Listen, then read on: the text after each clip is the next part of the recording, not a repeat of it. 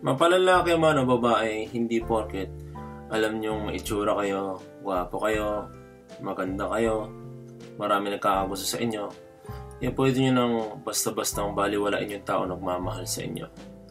Oo, pwedeng madali nyo nga silang palitan.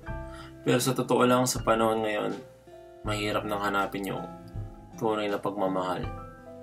And sa paglipas ng panahon, unti-unti nyong mauunawaan na mas importante talaga yung magandang panloob kaysa sa panglabas na anyo lang.